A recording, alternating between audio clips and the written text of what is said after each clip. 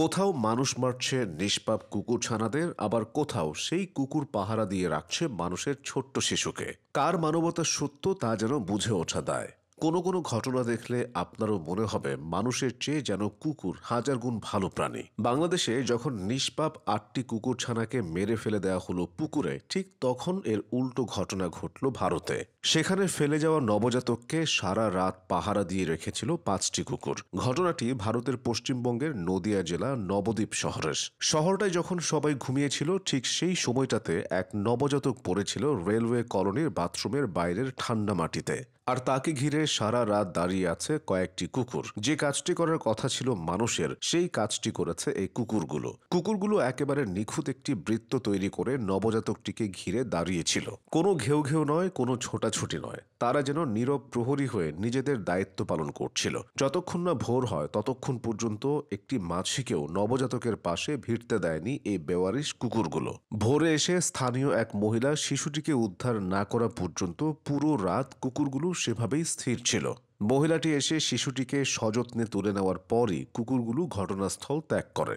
স্থানীয়দের ভাষায় কুকুরগুলো রাগী ছিল না, তারা যেন এক ধরনের সতর্কতা নিয়ে প্রস্তুত ছিল। তারা যেন বুঝতে পারছিল এই বাচ্চাটা বাঁচার জন্য লড়ছে, আর এই মুহূর্তে বাচ্চাটির পাশে থাকাটাই তাদের একমাত্র কর্তব্য। ধারণা করা হয় শিশুটিকে জন্মের পরই হয়তো কেউ ফেলে দিয়ে চলে যায়।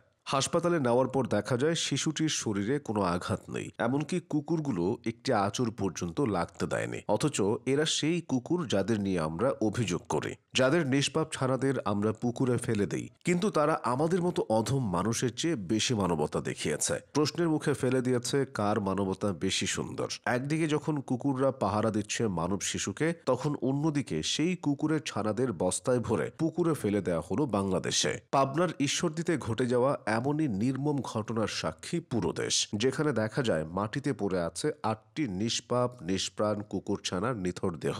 নিজের সন্তান হলে কি কেউ এমন করে ফেলে দিতে পারত? তাই তো কান্নায় আহাজারিতে পাগল প্রায় মা কুকুর। মৃত ছানাগুলো দেখে মা কুকুরটি প্রচণ্ড আর্তনাদ করতে করতে অসুস্থ হয়ে পড়ে শেষ পর্যন্ত।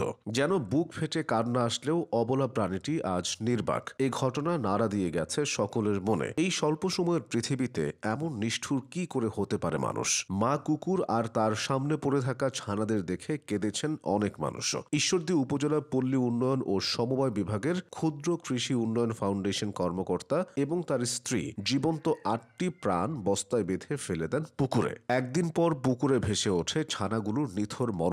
তারপর তাদের উপরে তোলা হয়, যেন ছানাগুলো বলতে চাইছে আমরা বেঁচে আছি, নিশ্চিন্তে ঘুমাচ্ছি। দীর্ঘদিন ধরেই ঈশ্বরদী উপজেলা নির্বাহী কর্মকর্তার বাসভবনের এক কোণে থাকতো এই কুকুর। কুকুরটি বিশ্বস্ত হওয়ায় আশেপাশের মানুষজনও তাকে খুব ভালোবাসতেন। নাম ছিল তার টম। গত এক সপ্তাহ খানিক আগে টম ৮টি বাচ্চা প্রসব করে। ভালোই চলছিল তাদের ফুটফুটে বাচ্চাদের নিয়ে পথ চলা, কিন্তু হঠাৎ করেই কালো রাতের সাক্ষী হতে হলো মা কুকুরকে। হঠাৎই এক ঝলমলে সকাল থেকে পাগল প্রায় অবস্থায় কান্না আর ছুটাছুটি করতে দেখা যায় মা কুকুর টমকে। পরে খোঁজ নিয়ে জানা যায় তার বাচ্চাদের না পেয়ে এমন হতাশার মধ্যে ছুটাছুটি করছে। এদিকে বাচ্চাগুলো না পেয়ে খোঁজাখুঁজি শুরু করেন উপজেলা অফিসের কর্মকর্তা কর্মচারীরা। তারা জানতে পারেন উপজেলা পল্লী উন্নয়ন ও সমবায় বিভাগের ক্ষুদ্র কৃষক উন্নয়ন ফাউন্ডেশনের কর্মকর্তা ও তার স্ত্রী মিলে বস্তাবন্দি করে ৮টি কুকুরের বাচ্চা পুকুরের পানিতে ফেলে দিয়েছিলেন। এ যেন এক সাইকো সিনেমার দৃশ্যকেও হার মানায়। এই ঠুনকো জীবনে মানুষের কত না হিংসা